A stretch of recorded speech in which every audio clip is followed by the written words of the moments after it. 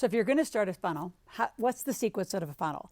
So I teach you got to make money at every move. Now that's true offline. So if I'm ever meeting you offline, I don't care if I'm walking through an airport, meet you in a bar, meet you at a bus stop, meet you in an airport, I'm going to sell you something. And it's going to start with about $10. So that's not true when you're online. Your product funnel can start with something free. In fact, culturally it's supposed to, and a lot of value. So you can start with free online, but immediately convert. That's why we have these books. I can convert a free book, pay for shipping and handling, and send this out. It pays for the printing of the book, pays for the shipping and handling.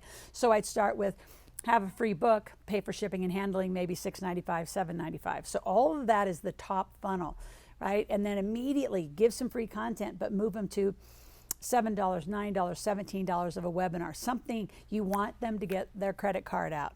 Then move to the next part of your funnel, right? So in the examples I always use is something for, a low ticket, move to like a $25, $50 item, from there to a $250 to $1,000, and then thousands, you keep moving up.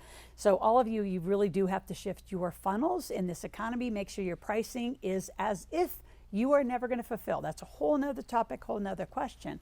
But boy, do not underprice yourself as you go out with a new funnel.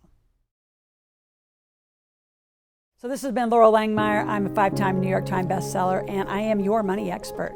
So I need you to like, comment, subscribe, put any question in. Like, I want to help you make money, and that's what I'm the best at. So let's stay engaged, and tell me how much is adding into your checkbook every